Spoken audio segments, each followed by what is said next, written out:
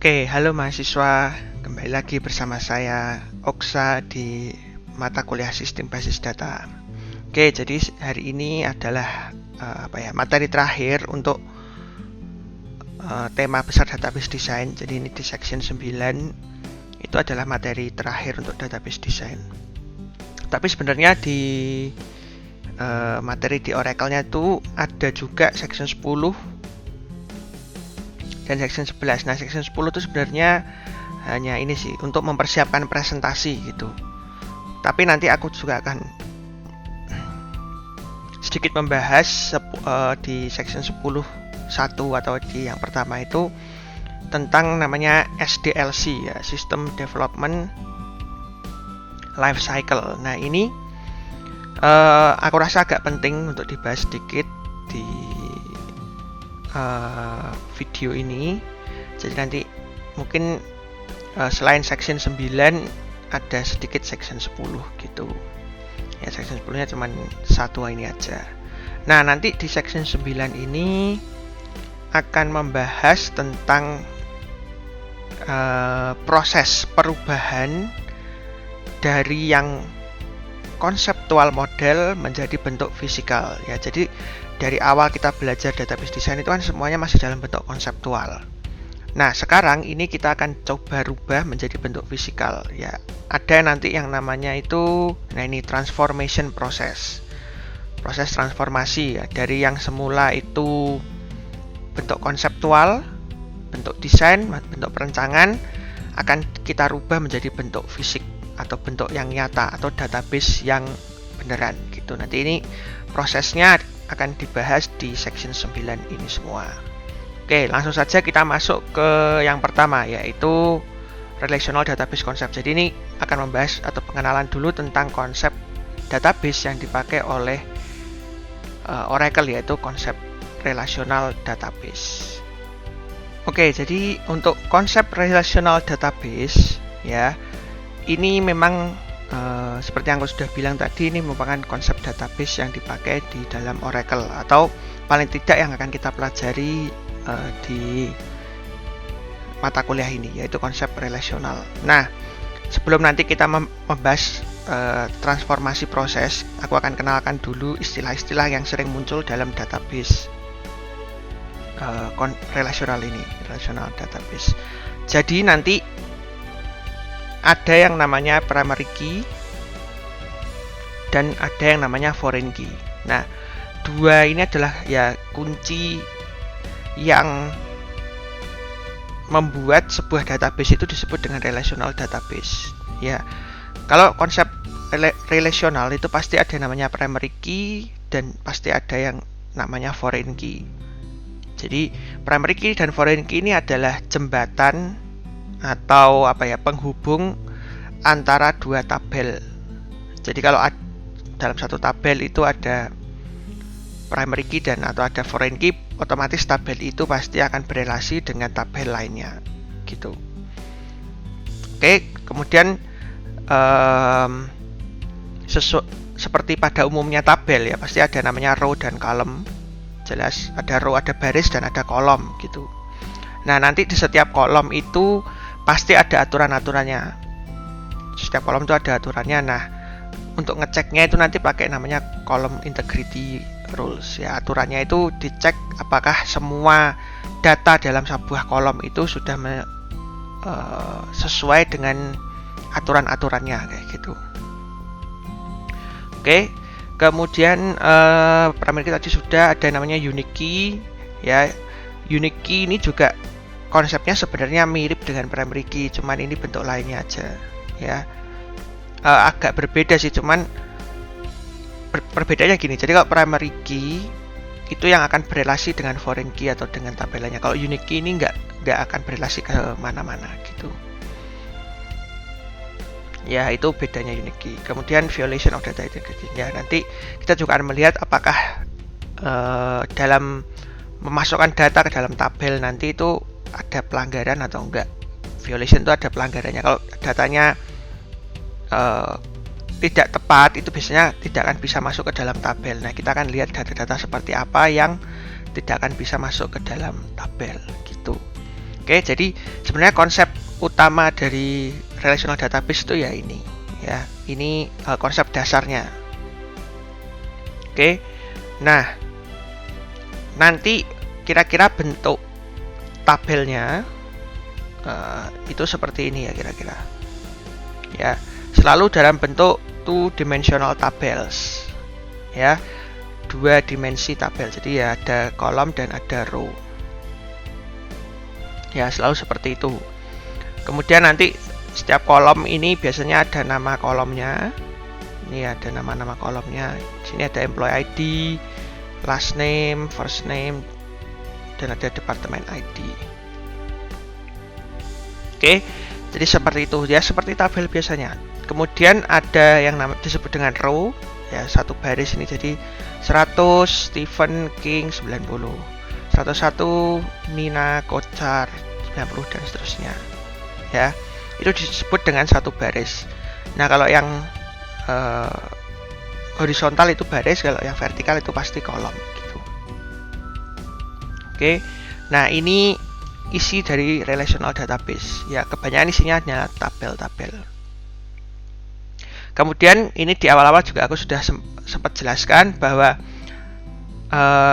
memang database isinya tabel, tapi ketika nanti kita ingin mengakses data dalam tabel, itu kita harus pakai namanya SQL, ya, Structured Query Language. Oke, nah nanti lebih detailnya nanti kita akan pelajari di database programming, maksudnya apa, maksud dari sintaks ini. Jadi SQL ini punya sintaks khusus, ya ini contohnya di sini ada. Nah, nanti kita akan coba pelajari itu, tapi lebih detailnya di database programming. Database design ini ya cuman kasih lihat aja sedikit bahwa nanti kita akan bisa menggunakan klausa, sebutannya klausa select.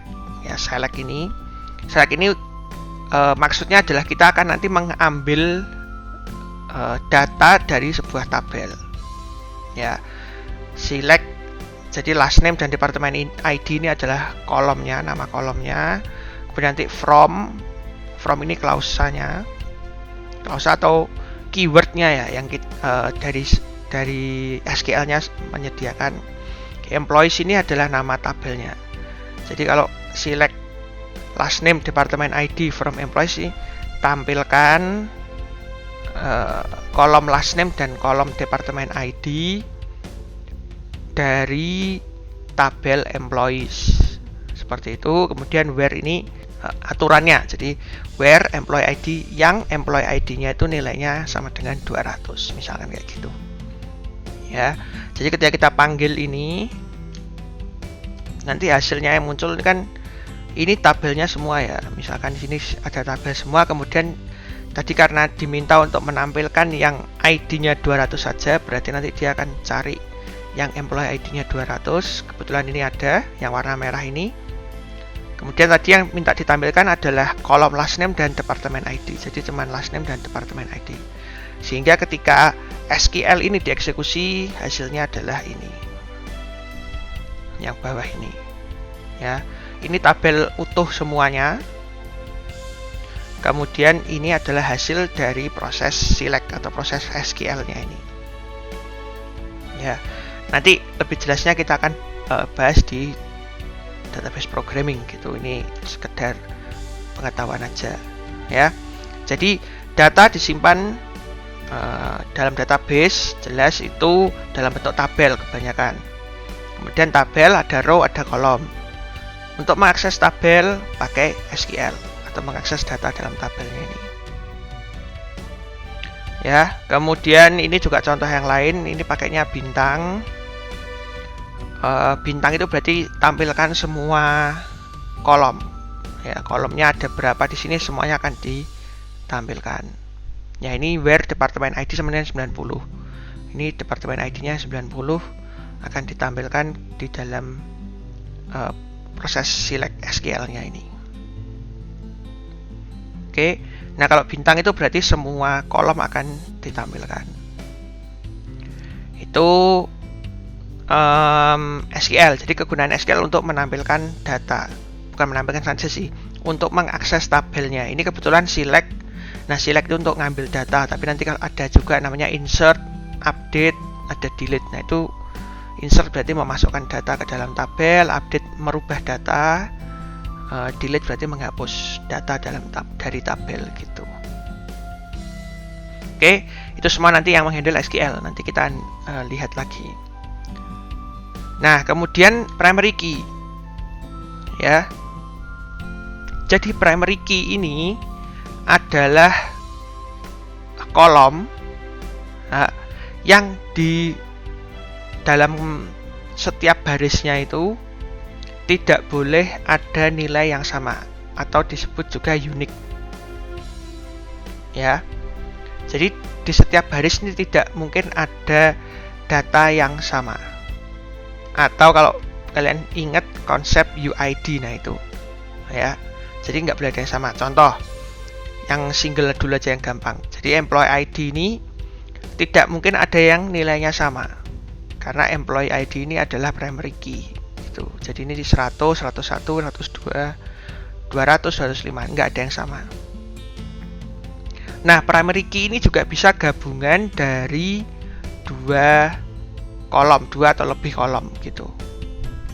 Ya, primary key. Contohnya ini bank number dan account number ini. Bank number ini memang ada yang sama 104 sama. Tapi karena ini digabungkan dengan kolom lainnya atau account number ini jadi berbeda. Jadi kombinasinya 104 dengan 75760 berbeda dengan kombinasi 104 dan 77956 gitu. Ya. Jadi oleh Oracle ini dianggap dua baris yang berbeda. Ya, karena primary key-nya ini gabungan dari dua kolom gitu. Ini juga sama ada 105, tapi account number-nya berbeda. Jadi ya dianggap juga berbeda oleh Oracle. Jadi intinya primary key ini adalah yang membedakan tiap baris. Jadi tidak boleh ada baris yang sama persis. Ya. Kalau ada data yang primary key-nya itu atau kolom yang dijadikan primary key itu nilai datanya sama, nanti akan muncul error gitu. Jadi primary key ini yang atau kolom yang bertanggung jawab atau kegunaannya untuk membedakan tiap baris gitu. Itu kegunaan dari primary key. Oke. Kemudian primary key karena dipakai untuk mengidentifikasi tiap baris tidak boleh bernilai 0. Ya. No. Part of the primary key. Ya, maksudnya nggak boleh 0 lah. Jadi primary key itu tidak boleh 0. Jadi harus ada nilainya. Ya, ada nilai itu maksudnya ada isinya. Ini ada 104, di sini ada 100 kayak gitu, ada nilai. Nggak boleh kosong gitu. Ya. 0 itu dilarang untuk primary key. Gitu. Kemudian ada juga yang disebut dengan primary key kandidat. Ya, konsepnya sama kayak UID kandidat. Ada misalkan ada dua kolom yang bisa dipakai untuk membedakan tiap baris. Jadi misalkan di sini ada member ID dan ada payroll ID. Kedua-duanya tidak ada nilai yang sama, tidak ada value yang sama gitu ya di setiap barisnya. Sehingga dalam satu tabel itu ada kemungkinan seperti ini. Ada dua kolom yang sebenarnya bisa dijadikan primary key. Nah, nanti tetap dari beberapa pilihan itu kita sebagai database engineer itu harus menentukan mana yang menjadi primary key. Berarti kita harus tentukan pilih salah satu mana yang menjadi primary key. Nah, yang tidak terpilih menjadi primary key itu biasanya disebut dengan unique keys. Ya. Jadi yang kepilih menjadi primary key, yang tidak kepilih menjadi unique key. Atau bisa juga disebut dengan alternate keys, ya. Tapi seringnya disebutnya unique gitu. Yang kepilih jadi primary key, yang tidak terpilih menjadi unique key. Gitu. Ya. Kemudian foreign key, nanti kita akan pasti dengar banyak foreign key ini. Jadi foreign key ini adalah yang menghubungkan satu tabel dengan tabel lainnya. Jadi contohnya di sini, employees ini punya yang namanya departemen ID. Departemen ID di sini sebenarnya adalah primary key dari tabel departemen ini. Oke, ini adalah jadi departemen ID ini adalah primary key dari tabel departemen. Sehingga departemen ID di dalam employee itu disebut dengan foreign key. Kenapa? Karena disebut dengan foreign key karena di tabel lain departemen ID ini adalah primary key. Gitu. Nah, dengan adanya foreign key ini otomatis tabel departemen dengan tabel employee ini berrelasi atau berhubungan. Gitu. Jadi cara ngecek apakah tabel itu berhubungan tuh lihat aja foreign key-nya. Ya. Jadi kalau kalian lihat oh ini departemen ID berarti dia adalah foreign key dari tabel departemen sehingga otomatis tabel employee ini berrelasi atau berhubungan dengan tabel departemen. Jembatannya apa? Ya jembatannya foreign key ini. Oke, jadi ingat-ingat saja foreign key itu adalah sebuah kolom tambahan dari tabel, dari suatu tabel yang sebenarnya dia adalah primary key di tabel lainnya. Gitu. Itu foreign key. Oke, nah foreign key ini juga sama dengan primary key, cannot be null, jadi nggak boleh sampai nilainya null. Ya, jadi foreign key itu konsepnya mirip dengan primary key, jadi nggak boleh null gitu ya. Oke, itu tadi tentang foreign key. Berikutnya adalah kolom integrity. Jadi sebenarnya nanti dalam database itu semua kolom ini kita bisa tentukan. Jadi kolom-kolomnya semuanya ini kita bisa tentukan tipe datanya. Ya, nanti misalkan contohnya ini bank number ini itu tipe datanya adalah number dengan maksimal 5 digit. Ya, kayak gini. Kemudian nanti account number ini tipe datanya adalah number ya angka itu dengan maksimal 8 digit. Kemudian balance ini number juga, kemudian 12 digit di depan koma dan 2 digit di belakang koma. Jadi maksudnya koma itu seperti itu. Ya. Kemudian date open ini juga tipe datanya adalah date. Ya. Mirip dengan konsep variabel dalam pemrograman. Jadi konsep pemrograman variabel dalam pemrograman kan juga sama, ada tipe datanya. Nah, semua kolom dalam database itu juga sama, ada tipe datanya. Kita yang menentukan sendiri. Gitu ya. Kemudian ditambah ada namanya optionality, itu boleh null atau enggak. Kalau misalkan not null berarti harus terisi nilainya seperti ini.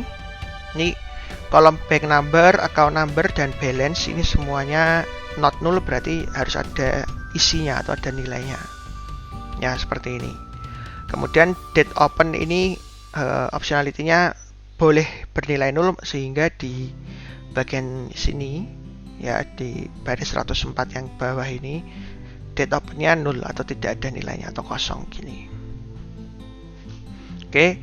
Nah, ini disebut dengan kolom integrity ya. Jadi semua kolom itu sebenarnya ada tipe datanya dan pastikan juga semua data yang masuk ke dalam database atau ke dalam tabelnya ini harus mengikuti aturan di sini, aturan dalam pembuatan tabelnya ini. Oke, nah nanti rules-rulesnya biasanya itu ada 4 ini ya. Entity integrity, ada referential integrity, column integrity, dan user defined integrity. Sebuah tabel itu kalau mau dipakai ada ini aturan yang perlu dilihat ini ya. Jadi entity integrity itu primary key harus unik, kemudian primary key tidak boleh null, ini biasanya. Jadi semua entitas harus ada, semua entity itu harus ada primary key-nya, kemudian primary key tidak boleh null. Itu yang untuk entitas. Kemudian referensial ini berhubungan dengan foreign key. Ya, foreign key-nya ini harus nilainya tuh harus ada di tabel lainnya. Jadi primary key foreign key di tabel 1 harus merujuk ke primary key di tabel lainnya. Gitu ya. Ini berhubungan, pokoknya referensial itu berarti relasinya. Dan kalau kita berbicara relasi dalam database itu berarti foreign key. Kemudian kolom integrity tadi juga sudah aku jelasin bahwa semua data dalam kolom itu ada tipe datanya dan ada aturan-aturannya. Itu semua harus dipenuhi supaya datanya bisa masuk dalam database. Terakhir adalah user defined. Jadi kita sendiri yang memberikan aturannya itu. Biasanya ini berhubungan dengan business rules. Ya, comply with rules of the business ya.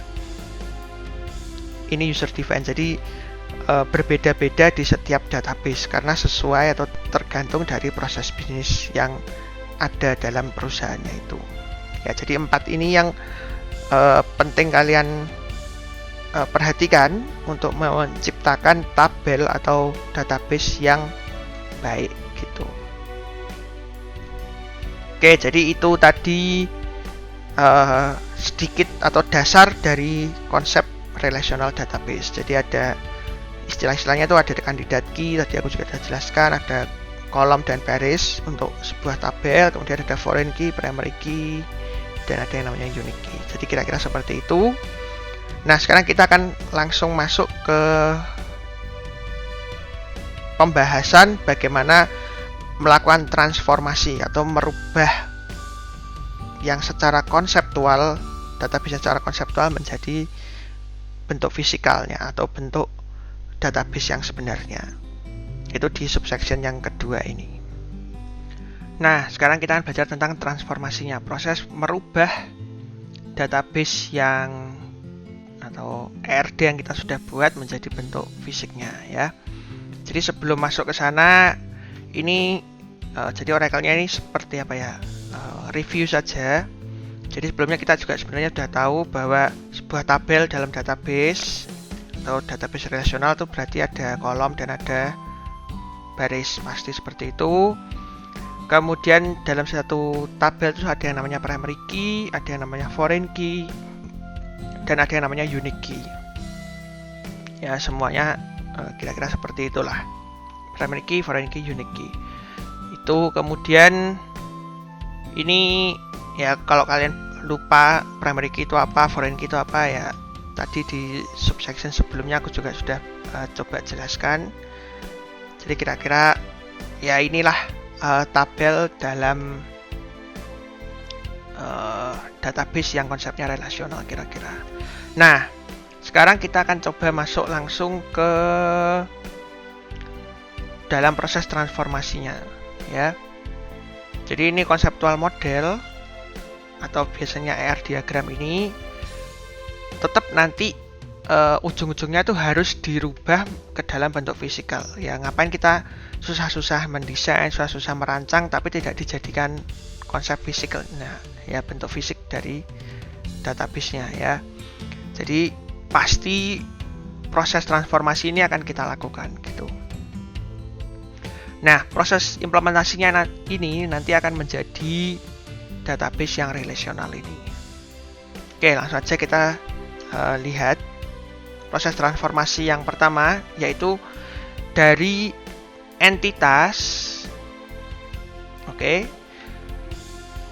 yang berelasi dengan entitas lainnya. Jadi di sini ada entitas employee dan entitas departemen, ini berelasi. Kemudian kita akan coba rubah ini ke dalam bentuk tabel. Ya, seperti biasanya ya. Jadi semua tabel kan harus ada namanya gitu.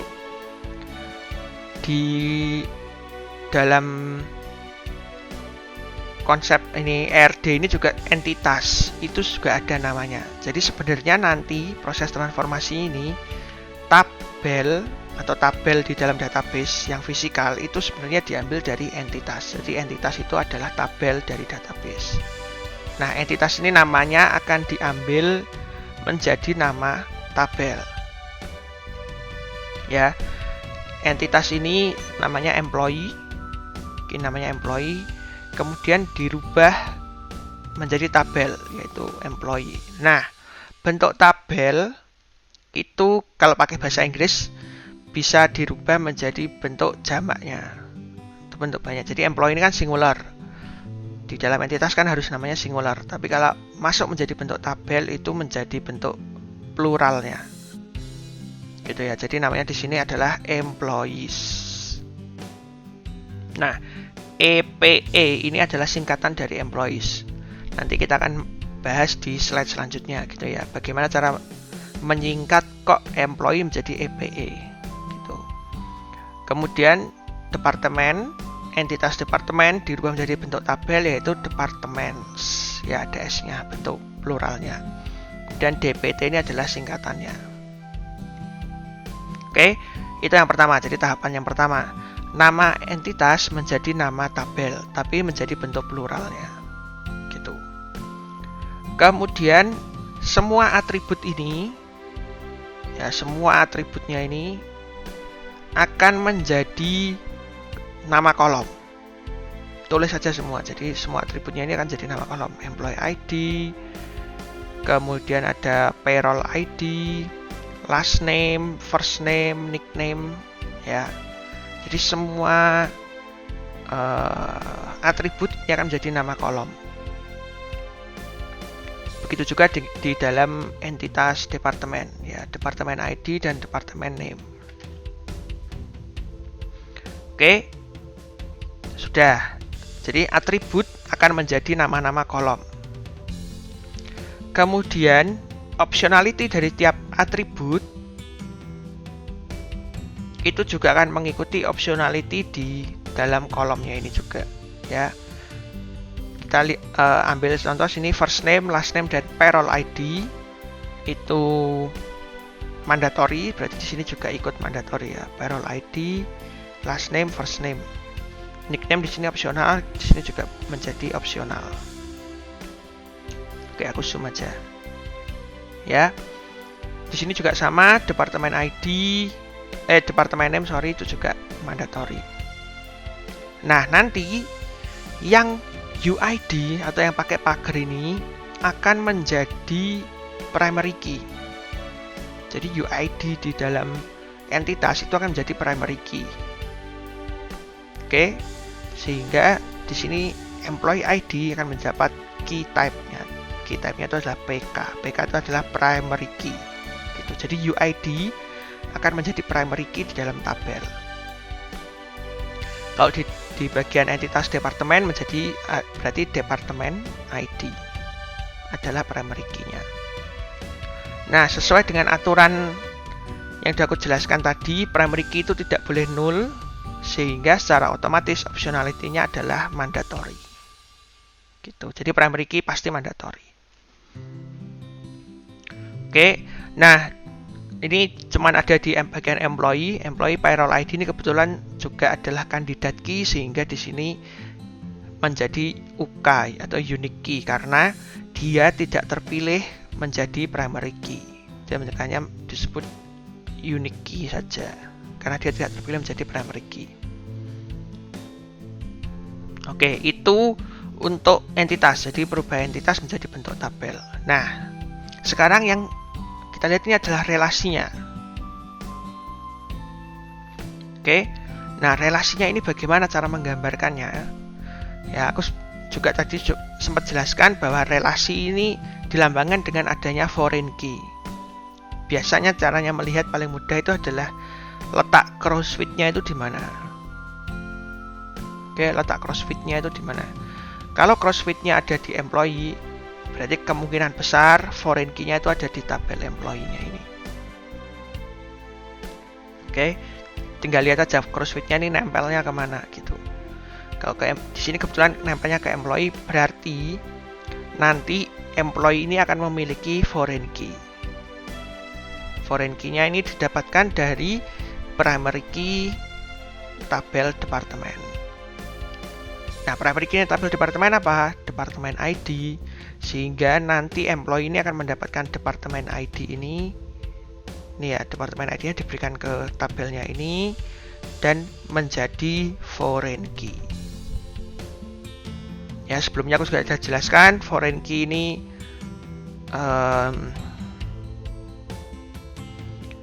relasinya itu sebenarnya mengikuti ini sih, mengikuti apa namanya, mandatory dari relasinya ini. Nah, kebetulan di sini mandatory, berarti di sini juga ikut mandatory gitu. Ya. Oke, jadi itu tadi proses merubah atau proses transformasi dari entitas menjadi bentuk rancangan tabel ini sebenarnya. Belum tabel sesungguhnya ya, ini masih rancangan tabel dalam database. Ya, ingat-ingat aja tadi ya, employee nama entitas menjadi nama tabel, atribut menjadi kolom, UID menjadi primary key, kemudian relasi itu menjadikan muncul yang namanya foreign key. Oke, jadi itu proses transformasi yang pertama. Ya, ini tadi apa namanya, ringkasannya ya. Jadi dari tahap analisis menjadi tahap implementation, dari R diagram menjadi bentuk physical design. Belum bentuk fisikalnya ya, masih physical design. Oke, entitas menjadi tabel, instance dari semua di dalam entitas itu akan menjadi row nanti. Jadi baris-baris di dalam database-nya itu adalah instance sebenarnya. Kemudian atribut akan menjadi kolom, primary UID menjadi primary key, secondary UID akan menjadi unique key, ya. Relationship akan berubah menjadi foreign key. Oke ya, ini ya kalian harus ingat ya, harus hafal lah. Ini adalah proses transformasinya.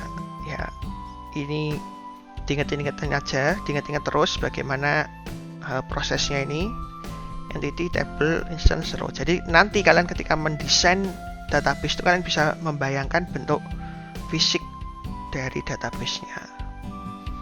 Kalian akan bisa langsung tahu apakah prosesnya itu mungkin dilakukan apa tidak gitu.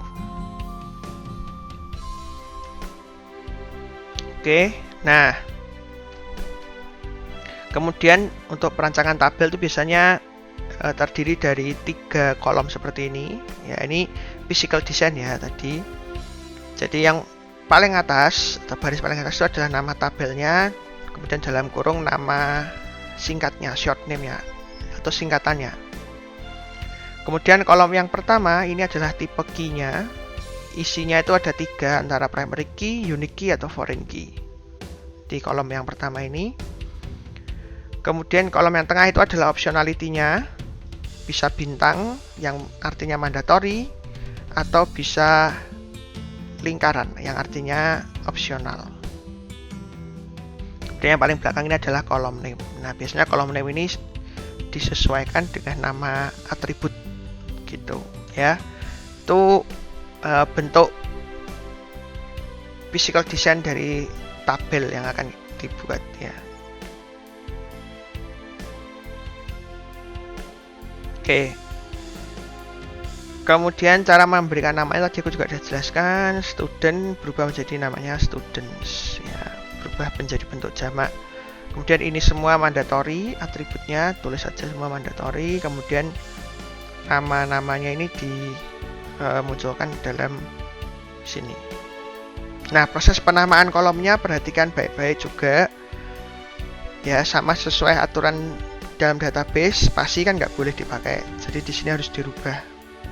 Biasanya spasi itu diganti dengan underscore ya. Kemudian kalau misalkan street address ini disingkat menjadi STRADDR juga sebenarnya nggak masalah ya. Gitu, yang jelas spasi karena nggak boleh harus dirubah nama kolomnya. Kemudian postal code misalkan kepanjangan dirubah menjadi P code juga sebenarnya nggak masalah gitu. Date of birth menjadi DOB ya.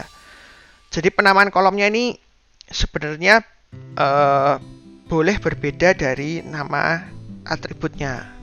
Yang penting maksudnya itu bisa jelas gitu, gampang diketahui. Ya, singkatan-singkatan yang dipakai pun juga jangan yang terlalu aneh-aneh gitu.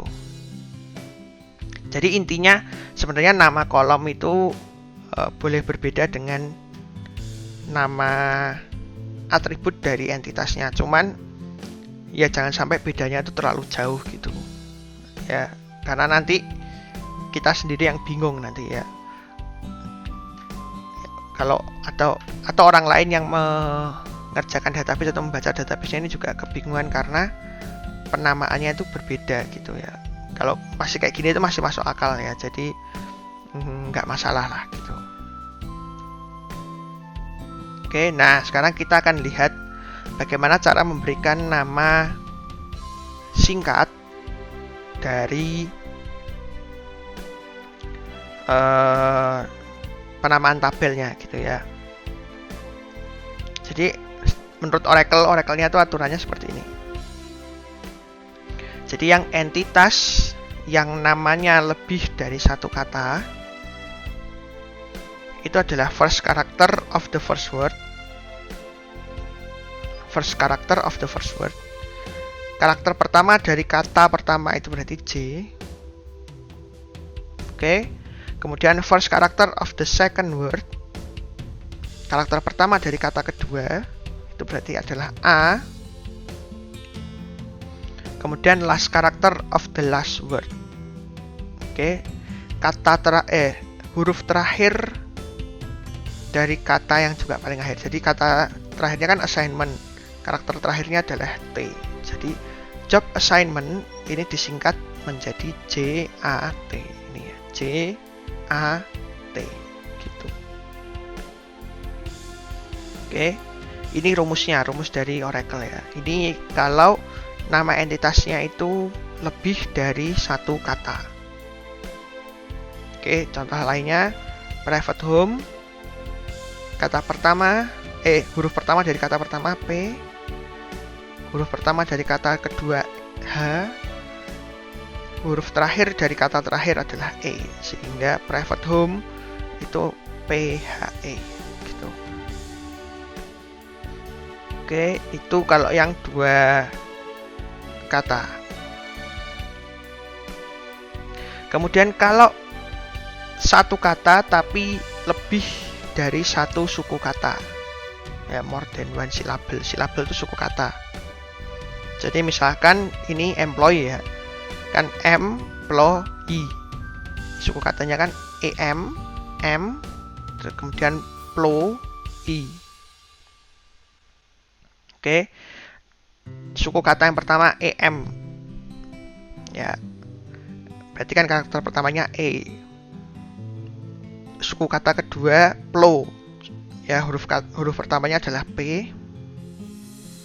Kemudian last character of the last syllable, ya suku kata terakhir kan Y. Ya, YEE ini. Dan ambil karakter terakhir. Sehingga employee ini singkatannya adalah EP. EPE gitu.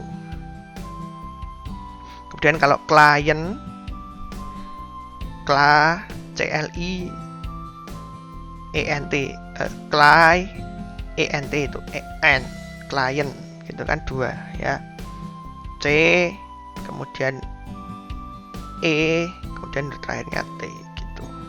Ya, client CET. Oke. Atau gini ya, aku buat pakai notepad lah. Oke, kalau client itu kan client gini suku katanya. Ya caranya sama kayak tadi ya. Ini huruf pertamanya adalah C. Kemudian ini huruf kedua ini adalah E. Ya, huruf terakhir dari suku kata terakhir adalah T. Ya, CET gini. Nah, kalau employee tadi M plo I kayak gini. Kata pertama dari suku kata pertama ini E, ini kan P, kemudian huruf terakhirnya adalah E. Ya, kayak gini. Oke, jadi tinggal dibagi aja menjadi beberapa suku kata, kemudian terapkan juga aturan seperti yang pertama tadi gitu. Oke, klien jadi CET. Nah, yang terakhir itu adalah satu kata dan satu silabel. Jadi kayak misalkan flight, ya. Ini kan satu kata dan satu suku kata. Tinggal gampang kan? Langsung aja ambil karakter pertama, karakter kedua, dan karakter terakhir nih langsung, ya. Jadi kalau cuma satu suku kata, langsung aja karakter pertama, karakter kedua, dan karakter terakhir. Flight berarti F, L, T gitu. Misalkan team itu T, H, E gitu. Ya, T, H, E. Oke, itu cara menyingkat nama tabel. Oke, kemudian untuk memberikan nama di dalam misalkan nama kolom atau nama tabel dan seterusnya itu ada aturannya ini, ya. Jadi harus diawali dengan huruf, tidak boleh diawali dengan angka ataupun spesial karakter. Kemudian maksimal 30 karakter, ya, maksimal itu 30. Kemudian tidak boleh pakai spasi atau spesial karakter seperti tanda seru misalkan. Tetapi dolar, pager, dan underscore itu boleh. Jadi hanya 3 yang boleh. Dolar, pager, dan underscore. Nah, spesial karakter lainnya nggak boleh gitu. Jadi cuma boleh 3 ini. Kemudian tabel name must be unique, jadi nama tabelnya nggak boleh ada yang sama. Kemudian kolom name juga tidak boleh ada yang sama dalam satu tabel gitu. Nama kolomnya dalam satu tabel nggak boleh ada yang sama, harus beda-beda semua. Itu aturan dari Oracle-nya. Kemudian tidak boleh menggunakan kata-kata yang digunakan oleh SQL. Jadi misalkan tadi kan SQL yang kita baca kan ada namanya select. Itu nggak boleh kita memberikan nama kolom ataupun nama tabel itu select gitu. Jadi itu termasuk ke dalam reserve words. Ya samalah kayak kita buat nama variabel di dalam pemrograman gitu. Ya contohnya tabel, number, sequence, order, values, level, type ini semua nggak boleh dipakai sebagai nama kolom maupun nama tabel gitu. Ya jadi banyak kalau kalian mau lihat listnya komplit itu bisa dilihat di otn.oracle.com gitu. Oke, jadi itu kira-kira proses transformasi dari bentuk ERD menjadi bentuk physical design ya. Physical design, kenapa namanya masih physical design? Karena database-nya belum benar-benar dibuat. Jadi kalau database-nya beneran dibuat dalam bentuk tabel berarti menggunakan SQL gitu. Ya. Itu makanya nanti kita masuk ke bagian database programming. Ini jadi proses transformasi dari bentuk konseptual menjadi bentuk physical design. Nah, nanti database yang kita buat itu diambil dari physical design-nya ini. Oke. Itu untuk yang subsection yang kedua, yaitu proses transformasi.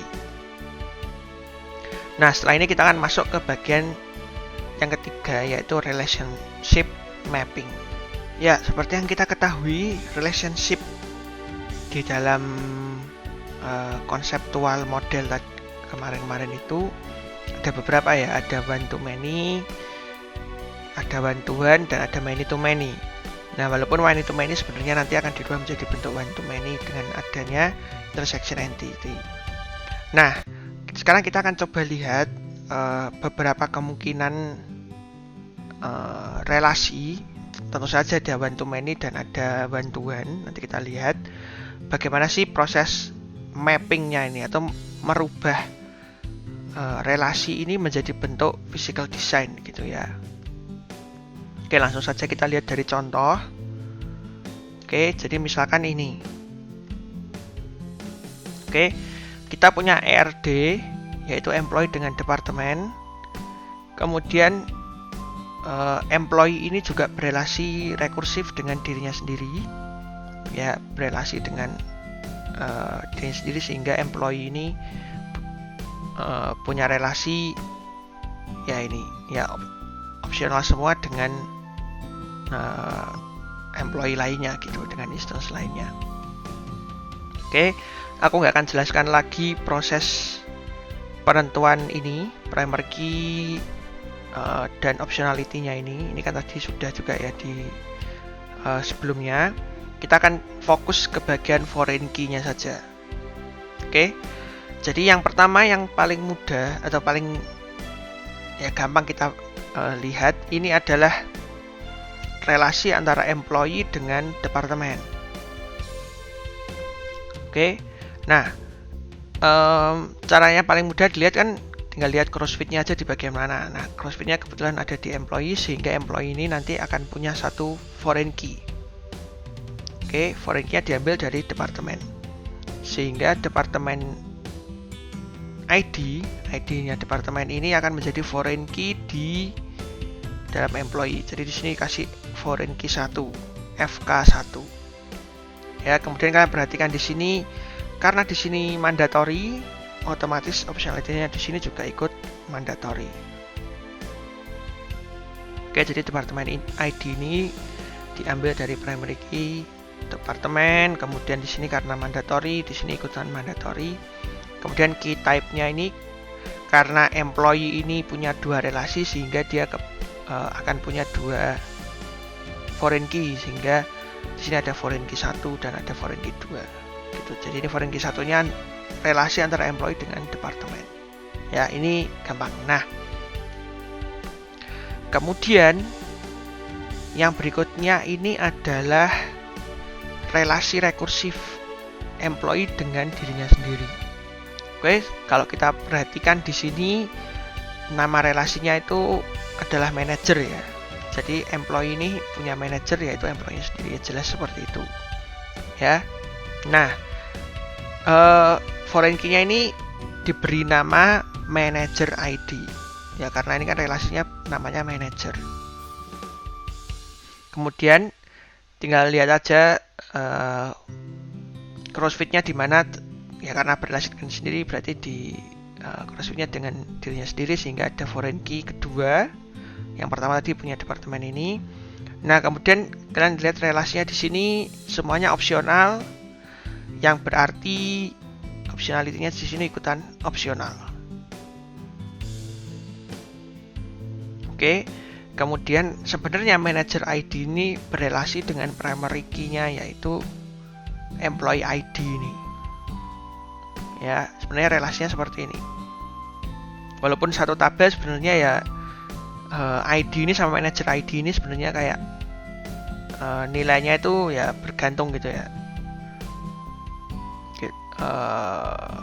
Kalau sudah jadi database nanti kalian bisa memahami bagaimana. Yang jelas ini. Jadi untuk membedakan antara ID yang sebagai primary key dengan ID yang sebagai manager diberi nama lain, yaitu manager ID. Oke, nah ini jadi ya. Ini adalah physical design dari tabel employee. Nah, nanti kalau kita buat menjadi bentuk fisikal ya tinggal ngikutin ini aja. Ya, untuk mempermudah kita membuat rancangan database-nya. Oke, itu adalah salah satu contoh. Ini adalah contoh berikutnya antara musician dan band. Ya, caranya sama sih, ya. Tinggal lihat aja crossfit-nya di mana. Oke, di musician berarti dia akan punya foreign key. Kemudian kita lihat band ID, ID-nya ini akan diberikan berarti kepada musician ini. Oke, jadi band ID di sini. Kemudian karena di sini putus-putus, berarti optionality-nya ikutan opsional gitu. Ya, ini foreign key-nya. Ya, jadi foreign key bukan berarti tidak boleh nol ya. Jadi bisa nol asalkan sesuai dengan rancangan dari database-nya kita ini. Oke, gitu. Itu bagaimana cara mudah merubah relasi itu menjadi bentuk physical design. Nah, kemudian yang non transferable relationship. Nah, ini sebenarnya sudah dijelaskan bahwa foreign key constraint ini tidak bisa cannot enforce, itu maksudnya tidak bisa menjelaskan bahwa ini sifatnya non transferable gitu. Ya. Jadi yang bisa dilakukan ya cuman ngasih tahu aja. Jadi misalkan seperti ini ada relasi non transferable. Nah, kemudian di dalam ini transferable non transferable ini cuman bisa ditambahin kayak gini aja sih. Ya. The value in this foreign key column cannot be changed. Ya, jadi ini seperti apa ya? Dalam tanda kutip dokumentasi kecil bahwa ini itu tidak bisa dirubah nilainya. Sehingga nanti programmernya itu tahu dan bisa implementasi ke dalam sistem, bukan melalui database-nya gitu. Ya, ini cuma salah satu bentuk contoh, bisa juga ditulis di mana gitu supaya ya tergantung aja perjanjiannya seperti apa membuatnya. Yang jelas kalian harus tuliskan bahwa ini tuh non transferable sehingga ini tidak bisa berubah nilainya gitu. Oke, itu tadi yang non transferable. Berikutnya adalah yang bar. Ya, bar ini kan berarti ID-nya ini diberikan ke yang dapat barnya ini ya. Jadi di sini bank number ini akan diberikan kepada account. Oke. Jadi bank seperti biasa. Nah, nanti bank numbernya ini akan diberikan kepada account. Sehingga nanti ini ya bank number ya. Ini bank number ini akan menjadi primary key sekaligus foreign key bagi tabel account. Oke, di sini juga relasinya mandatory, berarti di sini ikutan mandatory. Sudah benar. Ya, jadi bedanya bar itu ada di bagian key-nya di sini, key type-nya di sini. Ya, kalau bar itu berarti primary key sekaligus foreign key. Jadi PK, FK seperti ini. Ya, ini perbedaan yang kalau pakai bar gitu ya. Konsep reverse itu maksudnya berelasi dengan mana itu ya sama. Oke, kemudian ada namanya cascade bar. Jadi barnya itu bertumpuk-tumpuk. Ya, jadi contohnya ini building. Ya, building ini yang paling simple karena dia cuma punya satu UID. Kemudian floor ini mendapat bar dari building. Oke. Building sehingga floor ini nanti punya floor number dan punya building ID. Di sini kalau kalian lihat juga sudah ada warnanya sih, ya. Kemudian floor ini mengirimkan kedua UID-nya ke dalam switch sehingga switch nanti punya floor and building ID, ya, floor building ID, floor number dan suite number dan seterusnya gitu. Cascade ya tinggal terus-terusan dikirim-kirimkan. Nanti suite juga karena primary key-nya punya 3, dikirimkan juga ke bagian room. Sehingga room nanti punya 4 gabungan atau gabungan dari 4 kolom sebagai primary key. Ya, itu yang cascade bar relationship. Jadi tinggal diberikan terus gitu aja. Oke, kemudian nanti implementasinya kira-kira seperti ini ya. Buildings punya ID, kemudian nanti ID-nya ini diberikan kepada floor. Oke. Kemudian floor dengan floor number dan building ID ini diberikan kepada switch ya ini. Jadi kolomnya ada 3 kan. Switch numbernya ini nanti ketiganya ini akan diberikan kepada room sehingga room punya 4 kolom sebagai gabungan dari cascade bar relationship-nya tadi. Oke, jadi kira-kira seperti itu untuk yang cascade bar relationship. Kemudian mapping many to many relationship ya, ini many to many kan harus dibuat menjadi intersection entity. Kemudian misalkan intersection entity mendapatkan bar, Lagi-lagi caranya sama, tinggal dilihat aja di bagian mana yang ada crossfit-nya. Kemudian lihat di sana optionality-nya apa. Kebetulan di sini dua-duanya mandatory, sehingga di sini akan muncul mandatory optionality-nya. Kemudian karena ini pakainya bar, berarti kritik ID dan movie ID ini akan diberikan kepada review. Primary key dan foreign key. Dan primary key yang pertama itu dari yang kritik, yang dari movie itu primary key, foreign key kedua gitu. Ya, dan di sini ada tambahan atribut yaitu rating ya. Jadi kira-kira samalah ya konsep barnya itu. Kemudian nah ini yang agak rumit, tapi sedikit lebih rumit ya, sedikit saja rumitnya, yaitu yang bantuan relationship. Nah, bantuan ini yang menjadi patokan itu ini tinggal kalian lihat aja. Kalau misalkan relasinya itu mandatory, mandatory ataupun optional gabungan gini, biasanya foreign key-nya itu ada di bagian yang mandatory. Sehingga ini employee dan cubicle itu berada di sini ya. Foreign key-nya. Ini foreign key-nya ada di bagian employee karena di sini mandatory. Ini biasanya seperti itu. Kemudian, nah karena relasinya bantuan, selain foreign key di bagian employee, cubicle code ini juga harus unik ya, karena nggak boleh sama. Ya karena bantuan relasinya, sehingga dia foreign key sekaligus unique key di bagian employee. Gitu.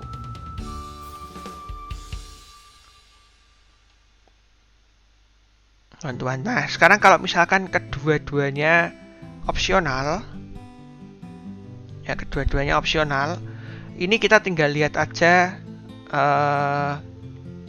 proses bisnisnya aja ya, core-nya apa. Kalau misalkan ini misalkan ada car dan space, kalau untuk car rental ya, berarti kan car ini yang kemungkinan besar akan punya banyak data ataupun relasi, sehingga biasanya dia akan mendapatkan foreign key-nya. Gitu, tinggal lihat aja mana yang kira-kira lebih dominan dalam proses bisnisnya. Tapi kalau misalkan proses bisnisnya itu adalah parking lot atau tempat parkir, otomatis foreign key-nya itu masuk ke bagian space. Ya, space itu kan tempat parkirnya gitu. Jadi car itu kan mobilnya, space itu tempat parkirnya. Ya, jadi tergantung bisnisnya. Jadi kalau bisnis car rental, yang mendapatkan foreign key-nya biasanya car-nya. Kalau di bisnisnya tempat parkir, yang mendapatkan foreign key-nya adalah tempat parkirnya. Ya, kira-kira kayak gitu. Jadi one-to-one tuh repotnya di situ. Jadi kita perlu memperhatikan di mana bisnisnya itu berjalan tuh lebih banyak di bagian mana atau di entity yang mana gitu. Oke, kemudian yang arcs ya. Arcs ini sama sebenarnya konsepnya ya, tinggal lihat aja mana yang crossfit. Nah, yang membedakan tuh adalah apapun optionality-nya, mau mandatory mau opsional atau apapun di sini, itu tetap nanti optionality-nya di sini tuh tetap opsional ya, walaupun di sini mandatory tapi tetap di sini opsional. Karena ini sifatnya arcs ya. Arcs kan yang boleh terpilih hanya salah satu gitu. Makanya di sini physical design-nya itu harus selalu opsional. Ya, foreign key-nya itu harus tetap opsional karena yaitu tadi mutually eksklusifnya arcs tadi ya. Jadi salah satu yang kepilih. Jadi kalau misalkan kepilih yang ini, kepilih yang company, berarti yang CMS ini kan harus null, yang customer ini kan harus null gitu. Oke, itu yang arcs ya. Jadi arcs itu mau apapun optionality-nya, yang jelas dia harus opsional gitu. Oke, jadi itu tadi untuk yang relationship ya, relationship yang biasa, bantu many biasa, kemudian ada relasi non transferable yang harus ditambahkan tulisan sendiri. Kemudian ada tadi bar, ya. Kalau bar relationship otomatis menjadi primary key sekaligus foreign key. Kemudian kalau yang relasinya one to one itu menjadi foreign key dan unique key. Kemudian tadi yang terakhir itu adalah args. Ya, args apapun yang terjadi biasanya di sini terlalu menjadi opsional relasinya atau physical design-nya. Oke, jadi itu tadi tentang subsection yang ketiga. Nah, selanjutnya kita akan masuk ke materi untuk subtype ya. Jadi subtype ini bagaimana implementasinya ke dalam bentuk physical design. Oke, yang terakhir kita akan belajar tentang subtype mapping gitu ya.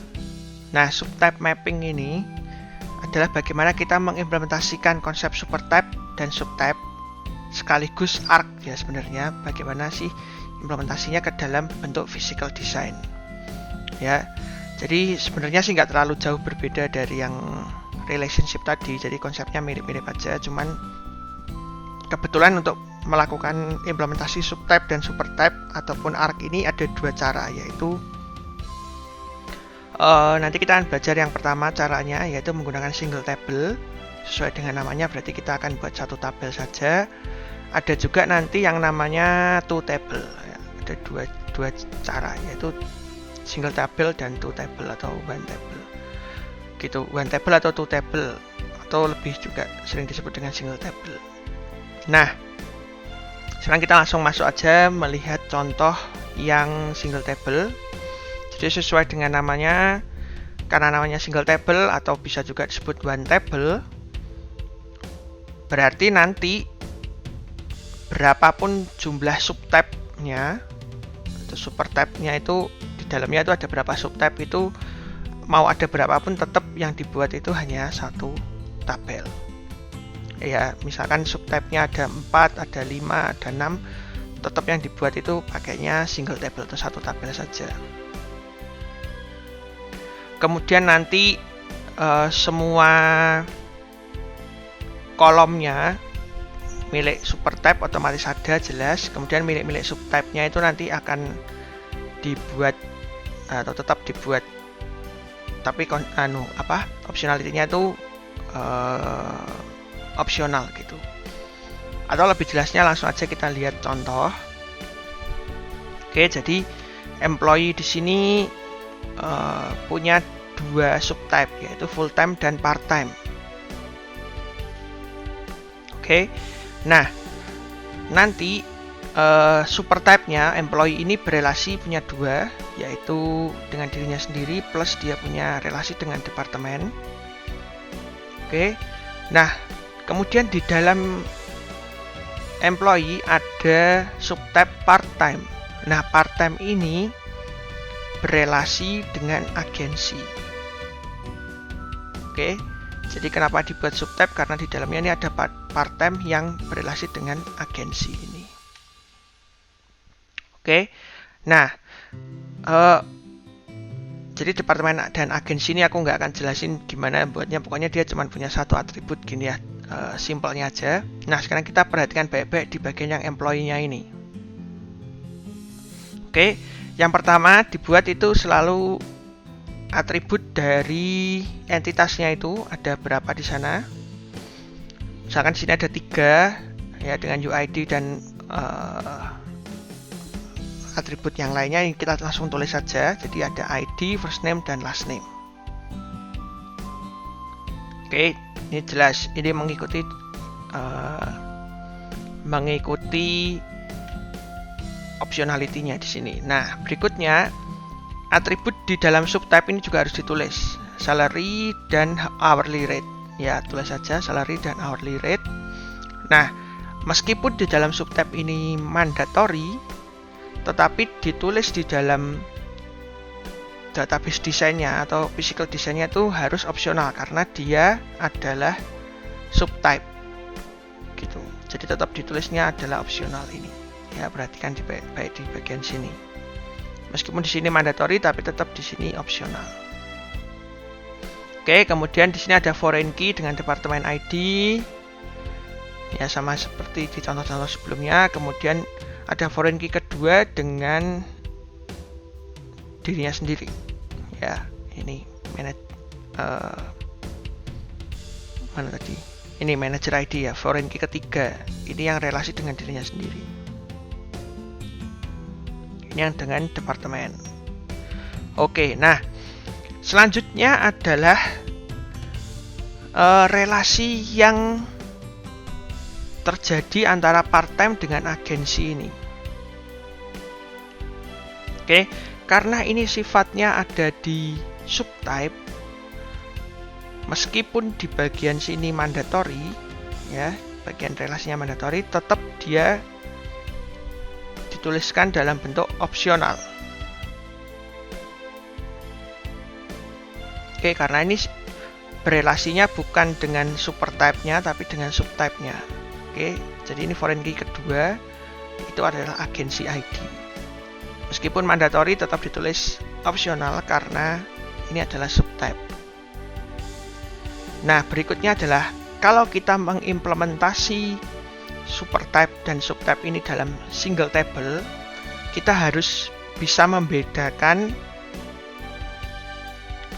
mana instance yang masuk ke dalam full time dan mana yang masuk ke dalam part time. Ya. Jadi untuk membedakan itu biasanya dibuatlah satu atribut tambahan supaya kita bisa tahu row-nya atau instance-nya nanti yang dibuat itu masuknya ke full time atau part time. Makanya di sini ditambahkan satu atribut baru yaitu EP type atau employee type. Ya, tipe employee-nya itu mau full time atau part time.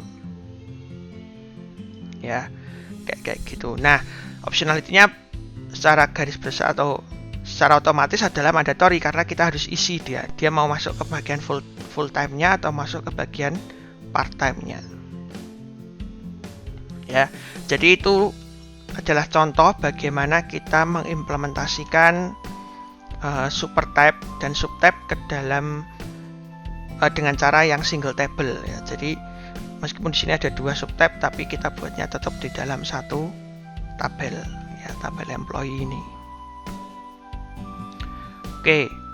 Kemudian contohnya nanti datanya kira-kira seperti ini ya. Jadi nanti ada EP type-nya, ini employee type-nya, FTE itu berarti full time. Oke. Kemudian PTE ini berarti part time. Ya, kalau full time nanti otomatis hourly rate-nya ini kosong, agency ID-nya ini juga kosong secara otomatis. Ya, karena dia ada di subtype yang full time. Kalau yang part time berarti salary-nya ini kosong tapi hourly rate dan agency ID-nya ini muncul nilainya.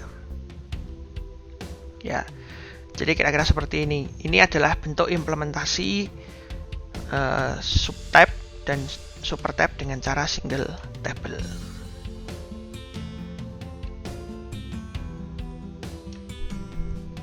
Kemudian untuk mengingatkan lagi kenapa sih kita harus atau gini, kapan sih kok kita mau mengimplementasi database-nya itu yang tipenya single table? Ya, jadi lihat aja bentuk subtype-nya itu. Kalau atributnya itu kebanyakan ada di supertype, itu lebih cocok memang menggunakan single table karena nanti database kita itu jadi lebih sedikit tabelnya, berarti lebih sedikit menggunakan storage.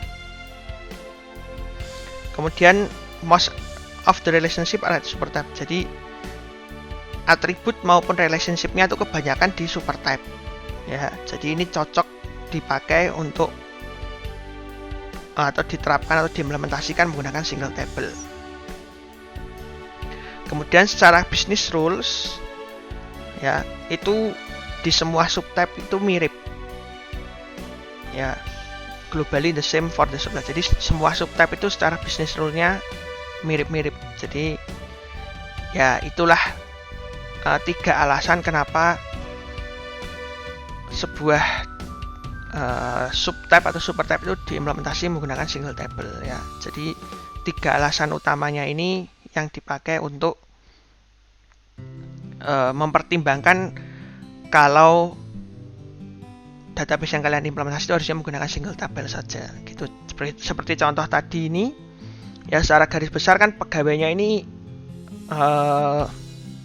cuma untuk membedakan antara full time dan part time, tapi secara garis besar kan semuanya sama-sama pegawai, sama-sama bekerja di perusahaan, dan ya secara bisnis rule nggak terlalu jauh berbeda gitulah ya.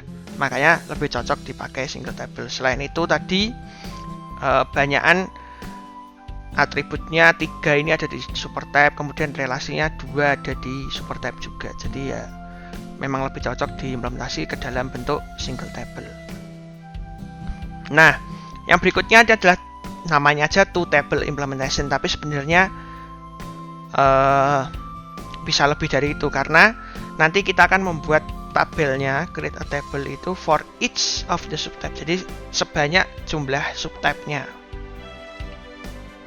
Jadi namanya memang two table implementation, walaupun secara realitanya itu bisa lebih dari 2 tabel, karena setiap subtype itu kita buat tabel sendiri. Oke, jadi aturannya nanti kita langsung lihat dari contoh aja. Oke, lihat ini. Jadi ada subtype, supertype clothing ya, dengan 2 buah subtype, yaitu shirt dan shoe, baju dan sepatu. Kemudian di level supertype ini ada relasi dengan manufacturer. Kemudian shirt ini berelasi dengan tailor, shoe berelasi dengan cobbler. Cobbler itu ya tukang sepatu gitu. Oke. Nah, karena kita mau implementasi dalam bentuk two table, berarti kita akan membuat 2 tabel subtype. Jumlah subtype-nya ini karena kebetulan hanya 2, berarti kita akan buat 2 tabel, yaitu shirt dengan shoe. Oke, kita langsung lihat aja 2 subtype-nya, shirt dan shoe. Oke. Kemudian langsung masukkan 2 atribut yang ada di dalam supertype ke dalam 2 tabel ini. Jadi di tabel shirt ada ID dan material sama, di dalam shoe juga sama, ada ID dan material. Yang ID ini dipakai sebagai primary key. Jadi di sini ada primary key-nya ya. Gitu. Oke. Kemudian, nah, karena sudah 2 tabel berbeda, kemudian atribut yang ada di dalam subtype ini bisa langsung kita tulis. Ya, jadi shirt ini berarti punya sleeve length, neck size, dan collar style. Plus optionality-nya ini bisa disesuaikan dengan subtype-nya. Oke, sleeve length ini mandatory, neck size ini mandatory, collar style itu optional. Ya, berbeda dengan yang single table yang tadi. Kalau single table, apapun optionality yang ada di sini tetap ditulisnya akan optional. Kalau yang two table implementation yang sekarang ini ditulis sesuai dengan subtype-nya ini atau atribut yang dalam subtype-nya ini. Begitu juga dengan shoe, di sini ada size, buckle style, dan heel height. Itu juga sama ya.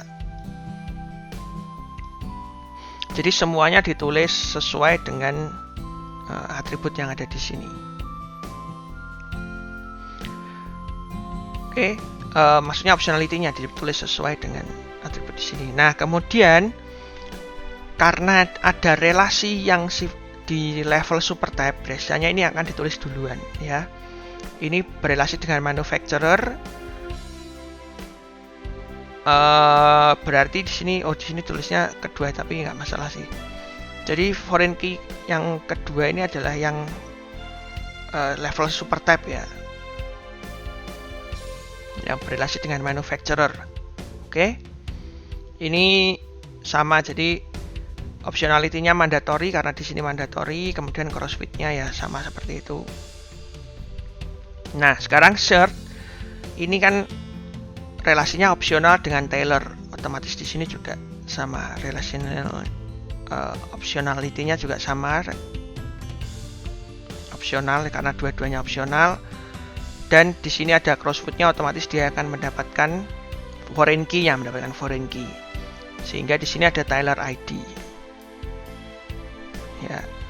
begitu juga dengan shoe, karena sama-sama opsional juga dia muncul cobbler ID di sini sebagai foreign key. Ya. Nah, jadilah dua tabel dari implementasi SuperType Clothing ini ya. SuperType Clothing punya dua subtype, shirt dan shoe. Dibuat tabel masing-masing. SuperType itu jadikan satu dulu, ditulis dulu. Kemudian baru subtype-nya, atributnya.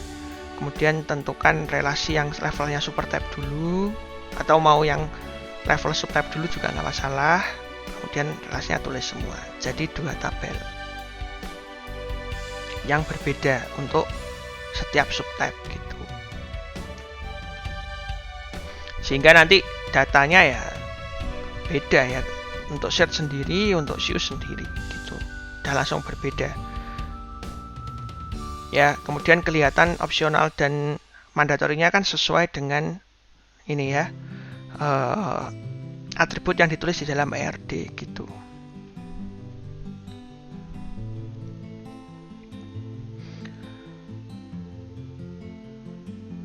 Oke, itu tadi adalah contoh dari implementasi yang sifatnya two table ya.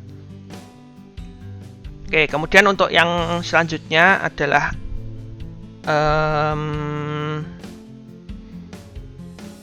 Oke, jadi sebelum yang melanjutkan ke bagian arc, ini ada satu syarat kenapa harus dibuat dalam bentuk two table. Jadi setiap subtype itu have very little common. Jadi kemiripan dari setiap subtype itu sedikit, sehingga memang lebih cocok diciptakan menjadi dua subtype berbeda gitu. Kemudian sama most relationship are at subtype level. Jadi relasinya itu kebanyakan ada dalam subtype. Kemudian, nah yang sebenarnya paling utama sih sebenarnya business rules-nya ini ya. Business rules-nya itu untuk setiap subtype itu berbeda jauh ya perlakuan bisnisnya. Jadi ya memang yang paling cocok diciptakan dalam bentuk atau diimplementasi dalam bentuk two table tadi. Terus selain itu penggunaannya karena pakai tabel yang berbeda ini bisa dipakai secara bersamaan dengan dua perintah yang berbeda. Jadi contohnya ada satu tabel yang lagi di query atau di select, ada satu tabel lagi yang mungkin di update. Ya, dilakukan secara bersamaan. Jadi tabelnya diakses oleh dua perintah yang berbeda. Jadi bisa dilakukan seperti itu. Walaupun kekurangannya dalam database ya akan memakan storage yang besar karena kita membuat dua tabel yang berbeda. Tapi ya di sisi lain sebagai keuntungan ya kita bisa mengakses dua tabel itu secara bersamaan dengan perintah yang berbeda gitu. Ya, ini untuk subtype yang atau implementasi supertype dan subtype dengan menggunakan two tables. Oke, kemudian untuk arcs sebenarnya nggak terlalu jauh berbeda dari supertype dan subtype ini. Ya, dia juga bisa diimplementasikan dalam bentuk two tables. Ini contohnya pakai ERD yang sama, clothing tadi. Nah, kemudian shirt dan shoe-nya ini dikeluarkan dari supertype dan menjadi arcs, ya. Ya, cuman ini dikeluarkan dari supertype dan subtype menjadi arcs. Jadi arcs seperti ini. Kemudian kalau diimplementasi menjadi database ya sebenarnya nggak terlalu jauh berbeda ya, sama saja. Gitu ya. Oke, aku nggak akan jelaskan lebih detail lagi karena mirip. Ya intinya sepertinya sama ya. Jadi clothing ya karena ini clothingnya ini berdiri sendiri ya dia harus dibuat tabel sendiri gitu. Tapi isinya cuma ID dan material. Plus dia nanti mendapatkan foreign key dan unique key untuk menjelaskan bahwa dia itu shoe atau shirt gitu. Oke, jadi aku rasa seperti itu dulu proses mapping dari bentuk konseptual menjadi bentuk physical design. Ya belum bentuk fisik ya, kalau bentuk fisik berarti kita ngoding sudah. Nah, itu bentuk yang physical design-nya. Tadi kita juga sudah belajar yang arc, yang subtype dan supertype.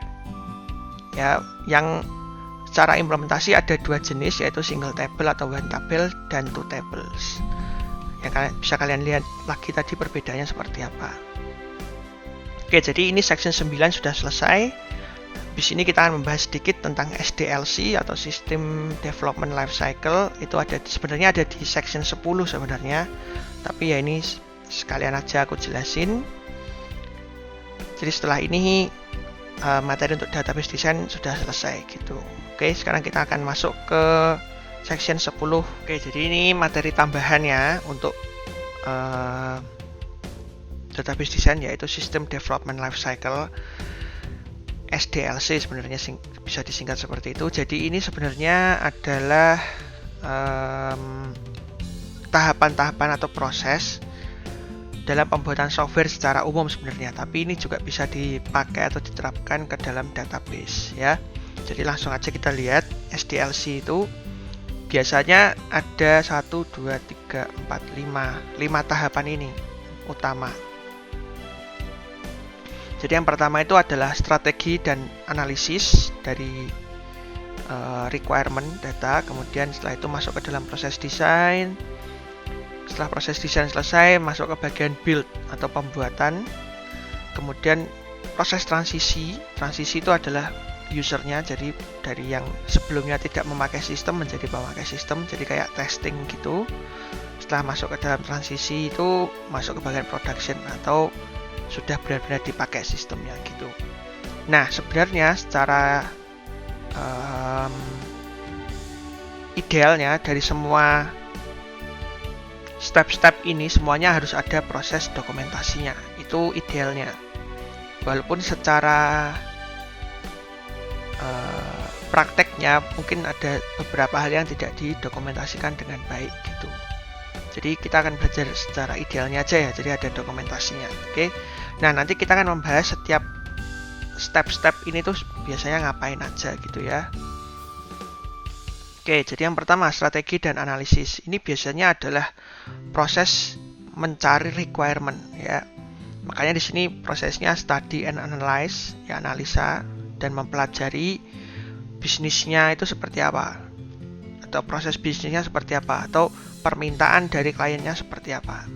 Nah, proses ini juga bisa dilakukan dalam bentuk interview ya, user dan manager. Jadi keinginannya mereka itu seperti apa. Kemudian setelah kita menanyakan kebutuhannya itu seperti apa, kita bisa membuat konseptual model dari sistemnya. Oke, itu proses dari strategi analisis secara garis besar seperti itu. Jadi kita mencari requirement, kita bisa melakukan interview, setelah itu kita buat konseptual modelnya. Nah, karena kita menciptakan konseptual model, otomatis kita biasanya juga akan merepresentasikan hasilnya itu biasanya dalam bentuk grafikal atau ya biasanya diagram atau RD itu tadi ya. Kemudian RD-nya ini bisa kita konsultasikan kepada analis atau kepada expert apakah RD yang sudah dibuat ini sudah tepat atau belum gitu. Ada yang perlu diperbaiki, ada yang masih kurang, ada yang salah atau enggak gitu ya. Kemudian dirubah terus di refine itu berarti diperbaiki sampai bagus ya, sampai dinilai sudah tepat dan mewakili requirement-nya tadi. Itu adalah tahapan dari strategi dan analisis. Berikutnya adalah proses desain ya. Jadi dari RD tadi, ini kita bicara dalam database, akan dirubah ke dalam bentuk physical design yang kita sudah pelajari sepanjang subsection 9 tadi, di section 9 tadi. Ya, caranya ya tadi entitas dirubah menjadi bentuk physical design tabelnya, kemudian dengan relasi dan sebagainya tadi. Oke, itu adalah proses desain. Kemudian proses build ya. Dari desain ini tadi, physical design ini kita rubah ke dalam bentuk database-nya ya. Write and execute the commands. Maksudnya kita buat menggunakan SQL untuk membuat tabel dan data-data lainnya. Termasuk kita bisa populate the table with data, itu maksudnya memasukkan data ke dalam tabelnya. Oke. Selain itu, dalam proses build ini kita harus juga menyiapkan user documentation, help-nya, kemudian manual penggunaannya untuk intinya adalah untuk membantu user ketika nanti mereka menggunakan sistem atau aplikasi yang kita buat. Itu proses build-nya. Jadi proses build ini benar-benar kita ya kasarannya kita ngoding gitu ya, membuat sistemnya. Nah, kalau dalam database berarti kita menggunakan SQL gitu. Oke, selanjutnya ini adalah transisi. Transisi itu adalah proses transisi dari yang sebelumnya tidak pakai sistem atau sebelumnya tidak pakai sistem kita, kemudian perusahaannya itu menggunakan sistem yang kita buat. Biasanya ini adalah proses testing sih, atau bisa disebut user acceptance testing ya. Penerimaan user, bagaimana user menggunakan sistem kita, apakah sudah sesuai dengan requirement yang mereka minta, apakah ada yang masih kurang atau ada yang perlu ditambah dan seterusnya gitu. Nah, kalau perlu ada perubahan ya segera kita rubah atau convert existing data yang sudah ada itu dirubah sampai sudah sesuai dengan keinginan dari usernya. Itu proses transisi. Nah, yang berikutnya, transisi ini juga bisa dilakukan secara paralel. Maksudnya paralel itu sistem yang lama dan yang baru itu bisa digunakan secara bersamaan sambil kita lihat apakah nanti sistem baru yang kita buat ini bisa menggantikan yang lama itu. Ya. Sehingga nanti harapannya hasilnya atau outputnya itu yang lama itu tidak berbeda jauh dari yang baru gitu. Kalau sistem yang lama justru lebih bagus atau lebih baik hasilnya, ya berarti sistem yang baru kan gagal yang kita buat gitu ya. Ini bisa dilakukan secara paralel, sistem yang lama dan yang baru itu dilakukan secara bersamaan. Oke, itu proses transisi. Yang terakhir adalah production. Production itu tahap terakhir ya. Jadi sistemnya semua itu sudah diberikan kepada user, jadi usernya bisa langsung pakai semua. Kemudian dioperasikan jelas ya. Kemudian kita sebagai database engineer-nya atau pembuat sistemnya itu harus memonitor performa dan misalkan ada yang salah atau melakukan perbaikan-perbaikan yang jika memang harus dilakukan gitu. Ya, ini proses production-nya. Nah, kemudian nanti bisa terus berulang seperti ini terus selama ya requirement-nya kalau ada perubahan ya kita akan rubah terus sampai kliennya benar-benar puas gitu ya. Makanya di sini phase-nya ini bisa berlaku secara iteratif itu berulang-ulang terus gitu. Jadi kira-kira SDLC itu secara garis besar di semua pembuatan software ya kira-kira seperti ini. Walaupun triknya atau metode yang digunakan tuh mungkin saja berbeda-beda untuk setiap prosesnya. Ada yang proses misalkan testingnya ini ada beberapa dibagi menjadi beberapa tahap ya bisa-bisa saja gitu. Yang jelas ya secara garis besar seperti inilah proses pembuatan software ya atau sistem development life cycle tadi.